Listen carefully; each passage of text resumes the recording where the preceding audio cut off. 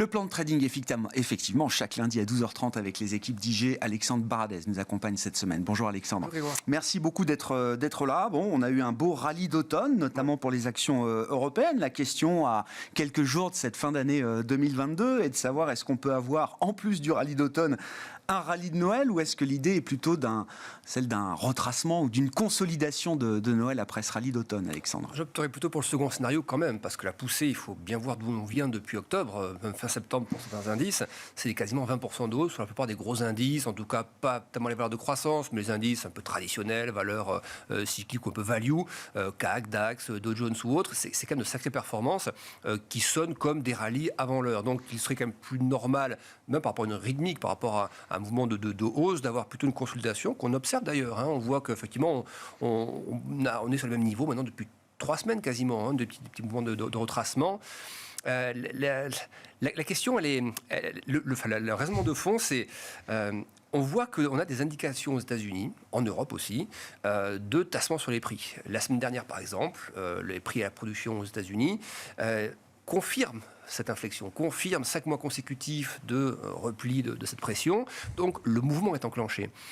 Mais on a vu des surprises mensuelles, par exemple. Et on a l'impression presque que le marché attend ça pour justifier de prendre un peu ses gains. C'est-à-dire qu'il voit que les prix ont plafonné. On a vu également les chiffres CPI plus globalement.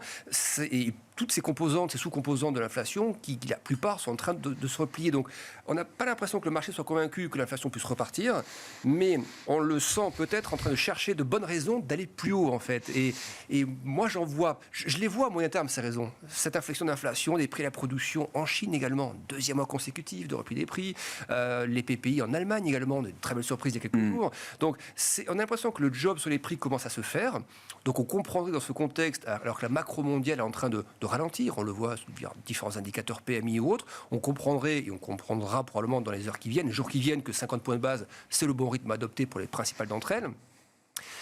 Et à la fois... on ne voit pas comment, du coup, le marché, il a déjà pricé un peu ça, 52-50 points de base, et il a pricé ces ralentissements d'ordre sur les prix.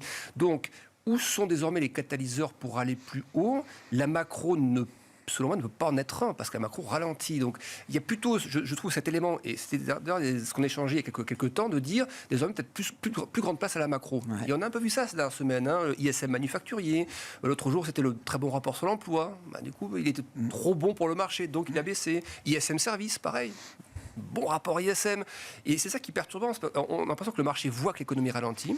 Et ceux qui le raccrochent à une économie encore résiliente, le cas de l'ISM Service par exemple, eh bien c'est un argument plutôt pour vendre, plutôt pour s'enthousiasmer à aller chercher de nouveaux rallyes. Donc on ne voit pas du coup si la bonne macro est baissière, si la mauvaise macro est baissière, et que les banquiers centraux, cette espèce de pivot, en tout cas d'allègement de la rhétorique, il a déjà été pricé depuis 2 mois, pourquoi aller plus haut tout de suite, voilà. Le marché veut voir le train de la récession passer. C'est-à-dire qu'il y a le train de l'inflation qui est en train de passer, et comme chacun le sait, un train peut en cacher un autre. Le train qui arrive derrière, c'est celui de la récession, et le marché voudrait le voir matériellement un peu plus, de manière un peu plus significative. On a l'impression que c'est ça, et à la fois, ce qu'on disait ensemble il y a quelques temps aussi, c'est que les gérants aussi, certains ne sont peut-être pas rentrés dans ce dernier rallye, donc attendent des mouvements plus opportuns. Donc comme tout le monde attend les mouvements opportuns, ça bloque aussi les velléités de trop grosses corrections. Donc c'est là qu'on se dit qu'il y a de la place effectivement pour de la consolidation. C'est vraiment le terme, c'est-à-dire qu'on a un marché où là, on voit que le VIX par exemple aux États-Unis qui tombe à 19,50, c'est un peu trop bas ça. Hop, ce matin, il a monté 24, un peu. Voilà, 24. C'est pas dramatique, mais on a l'impression que c'est ce qu'il faut quand même, que la vol n'aille pas sous 20, en dessous de 20 tout de suite, parce que c'est trop rapide, ça détend trop les conditions financières. Et il ne faut pas non plus créer de la panique sur le marché. Et les banquiers centraux auront à cœur probablement, effectivement, de ne pas agiter tout le monde là à 2 semaines de la fin d'année. Oui, en termes d'agenda, pourquoi cette semaine va être importante? Il y a les décisions de banque centrale qu'on a évoquées. Il y aura un chiffre d'inflation aux États-Unis demain d'ailleurs, pendant la réunion de comité de politique monétaire de la Réserve fédérale américaine. Donc évidemment, ça fera partie de la conversation des banquiers centraux américains. On attend là aussi une confirmation d'une décélération sur quelques mois maintenant de l'inflation globale aux États-Unis. Et puis en matière de conjoncture, on aura en fin de semaine les enquêtes avancées auprès des directeurs d'achat, notamment pour l'Europe, avec des PMI du mois de novembre en Europe, qui montraient effectivement une contraction d'activité dans le secteur manufacturier, mais il n'y avait plus d'accélération à la baisse de ces PMI sur le mois de novembre. Donc on sera très attentif effectivement à ces indicateurs de conjoncture pour le mois de décembre. C'est effectivement, est-ce que voir s'il y a un bottom ou pas. C'est vrai que les derniers chiffres macro, si on doit regarder les chiffres chinois comme des indices un peu avancés par rapport à l'Europe, c'est vrai que par contre la dernière balance commerciale chinoise était vraiment pas terrible. La partie domestique, on s'y attendait, mais la partie exportation, qui est quand même un révélateur de la dynamique mondiale, là était quand même très très faiblarde. Et donc, alors on sait que les PMI aussi, il y a un petit peu de retard, donc ça peut bien matcher avec des PMI sous 50 et ces indicateurs sur le commerce chinois. Est-ce que de bons PMI pourrait amener donc des PMI, on va dire, à 51 par exemple, on était à 49 sur la partie, je crois, manufacturière, donc, ou service, je ne sais plus, mais en tout cas, est-ce qu'un retour au-dessus de 50 où on fait de recoller à 50 serait perçu comme un boost en termes d'appétit pour le risque, ou au contraire, l'idée que ça entretienne. Et quand on a l'impression que le marché a déjà bien joué un scénario, l'idée qu'il y a un surboost derrière, s'il n'y avait rien eu et qu'on attend cela, on se dit oui, là le boost il va être là-dessus. Mais comme le boost on a déjà eu sur plein d'éléments, et parfois d'ordre aussi macro, on se souvient qu'il y a des data macro plutôt en octobre qui étaient résilientes côté US, et ça plaisait au marché parce que les composantes de prix baissaient, mais la macro était résiliente. Donc la macro aussi résiliente, le marché l'a déjà aussi pricé. Donc il y a quand même un gros brassage comme ça de data. Il me semble que ce qui doit en découler, ce qu'on va voir sur les graphiques, c'est plutôt encore une fois la latéralisation plutôt qu'un redémarrage immédiat. Justement, en regardant le graphique du CAC 40, alors vous nous proposez le CAC 40 dividende réinvesti. Oui. Toujours intéressant de se souvenir que le CAC 40 cash tel qu'on le lit chaque jour est mesuré, calculé hors dividende, et donc il y a un indice pour réintégrer les dividendes. Voilà. Alors celui-ci c'est le hors dividende, on va voir le dividende inclus après. Alors c'est vrai que le hors dividende, on voit ces deux niveaux techniques, c'est des obliques qu'on voit depuis longtemps. C'est des niveaux qui sont des niveaux de retest du marché. Ce qui est intéressant de voir, je vais faire un petit comparatif avec la période 2015-2016. Oui, cette période, si on se souvient bien, c'était post-crise des émergents. Et c'était aussi le moment où la Fed avait arrêté en 2014 l'achat d'actifs, elle a relevé les taux en 2015. Et en fait, on était sorti de cette période, vous voyez, il y avait une espèce d'excès comme ça de reprise. C'était aussi l'annonce, un petit peu les attentes du QE de la BCE à l'époque. Ouais. Donc il y avait une espèce de boost comme ça des marchés. Et on voit que la phase de retracement, c'était soldé ensuite par il y avait des creux parfois un peu marqués, mais globalement, 2014-2015, c'était assez arrondi. En 2016, c'était vraiment une phase comme ça, un peu ronde, pas les bottoms qu'on a eu par le passé. Et j'ai l'impression que c'est ce type-là, vous voyez, de sortie de politique monétaire accommodante. On n'a pas les mêmes caractéristiques qu'à l'époque. Alors, le schéma inflationniste est très différent, mais la phase de sortie de politique monétaire est la même. On achète plus d'actifs, on relève les taux, etc.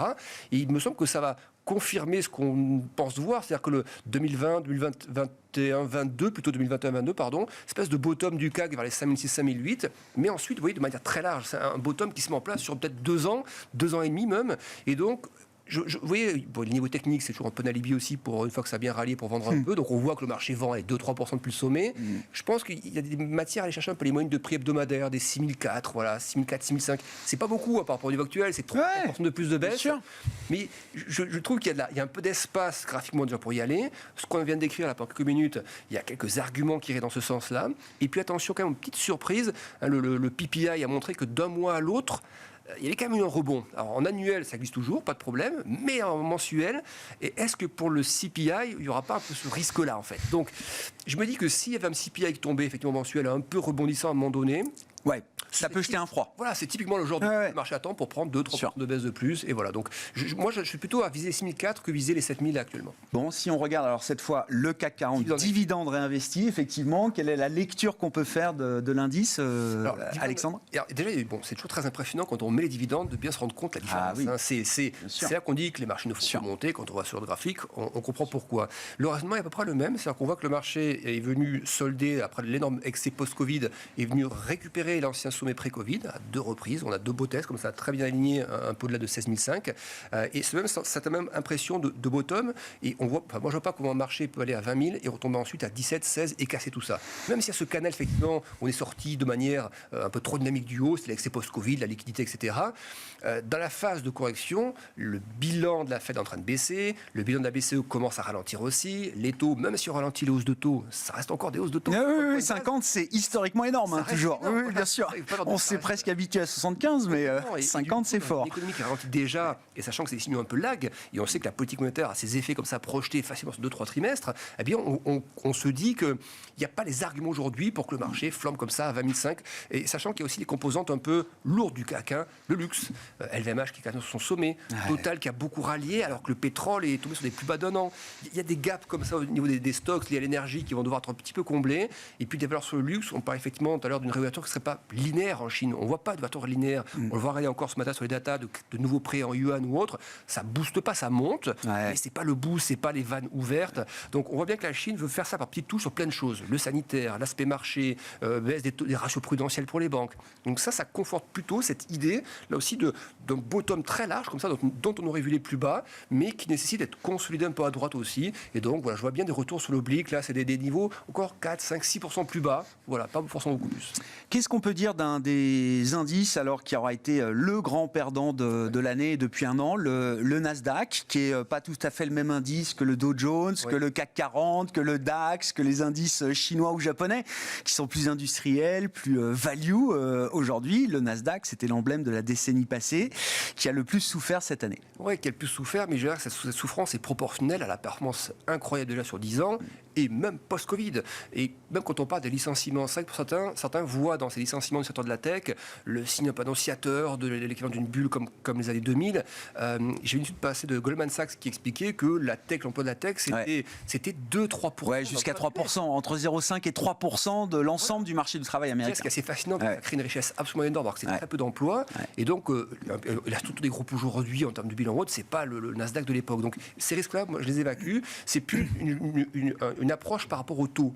On va se dire, notamment les taux courts. On a vu cette hypersensibilité aux taux courts du Nasdaq. Dès que les taux courts montaient, le Nasdaq baissait. Là, on voit que les taux courts commencent à plafonner un peu. La question, du coup, c'est celle-ci. C'est est-ce que les taux courts vont rester sur une zone haute pendant plusieurs mois? D'après le discours de Jérôme Powell, c'est ce qu'on devrait avoir. Ou est-ce que le marché est déjà dans une analyse de ralentissement, voire de récession de l'économie américaine, auquel cas les taux courts baisseraient, signe de récession, et ça repentifierait du coup la courbe de taux, et on aurait dans ce cas-là les récessions classiques, repentification courbe de taux, égale baisse de marché supplémentaire, égale donc la récession économique. Moi, l'hypothèse de la repentification qui serait baissière pour le marché, j'y crois moins, parce que comme le marché a déjà beaucoup baissé dans la phase d'inversion de la courbe, en fait, quand elle va se repentifier, c'est que l'inflation plafonne, c'est que la Fed commence à plafonner. Donc du coup, c'est plus une question de l'analyse de est-ce qu'on va rester à travailler un peu cette zone entre deux Fibonacci. Vous voyez tout le rallye post-Covid, vous avez deux retracements techniques, 50 et 61,8. On voit que le 61,8 a été bien tapé. On a du mal à passer, il y a tout un carrefour technique à la hausse de résistance. C'est très bien qu'on reste là-dedans quelques temps. Il n'y a pas les bases pour un V-bottom. Pour un V-bottom, il faut que l'inflation se crache, que les taux US se crachent, que la Fed pivote massivement. Il n'y a pas les bases pour ça. Donc je verrais bien le Nasdaq se balader quelques temps encore. C'est large, comme mais 10 005, 11 007, former ce creux. Et on aura des signaux un peu plus accélérant. Il y a l'oblique qui passe par différents points hauts intermédiaires, repasse au-dessus du Fibo, repasse au-dessus de l'oblique. Là, on commence à avoir des choses plus convaincantes. Pour l'instant, c'est consolidation. On voit bien dans ce rectangle mauve là qui identifie la séquence récente. C'est très différent de ce qu'on a vécu cet été, notamment, où il y avait là ce V-shape, ce V-bottom sur le Nasdaq qui s'est mal terminé ensuite. C'est paradoxal. Il n'y a pas de raison d'avoir ça parce que l'inflation montant encore. C'était plus des éléments de langage qui avaient un peu plus au marché. Aujourd'hui, il y a quand même bien plus d'éléments qui favoriseraient ça. Mais là, encore une fois, le marché, il y a aussi une question de valorisation. Il y a des questions de perspective aussi économique. Donc, je trouverais logique le mix du monétaire, des taux et de la micro pour rester quelque temps dans ce canal. Que nous dit pour finir Alexandre Dr Copper au moment justement où on s'interroge beaucoup sur la poursuite du cycle économique? Alors, Dr Copper, il nous montre que donc c'est le cuivre, toujours très sensible à cette thématique Chine, macro-mondiale. Il a corrigé en tout cas tous ses excès post-Covid. C'est une correction qui se fait aussi avec une détente de la logistique mondiale. Alors d'abord, c'est la normalisation, après c'est du ralentissement. On passe de cet état de normalisation de la supply chain à phase de ralentissement, mais ce qui est très intéressant, c'est qu'il est résilient.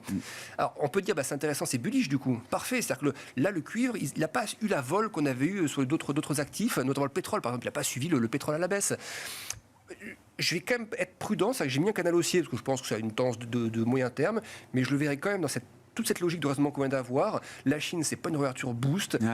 L'économie mondiale est quand même dans une phase de ralentissement, même s'il peut y avoir des aspects de des stocks qui décident d'être refaits, une demande en face qui va un peu réapparaître. Mais justement, la demande, on sait que sur du moyen terme, il y aura la demande. Mais je pense qu'il y a quand même des risques de se rebalader entre le FIBO 50 et 61,8. C'est-à-dire en gros de revenir un peu dans ce canal, au milieu de ce canal, justement pour acter un peu plus le ralentissement macro-mondial. Voilà. Donc je surveille, mais pas en temps négatif, plutôt là aussi consolidation dans cette zone, voilà, un peu canal comme ça, et retour un peu plutôt bas de canal. Bon, consolidation de Noël. Ce serait le meilleur des scénarios pour tout le monde, au final, après ce rallye d'automne qui nous a ramené alors jusqu'à 6700 points pour le CAC 40 et même un peu au-delà sur les points hauts qu'on a pu atteindre encore récemment. Merci beaucoup, Alexandre. Alexandre Baradez avec nous chaque lundi à 12h30 pour le plan de trading de Smart Bourse, chef analyste chez IG.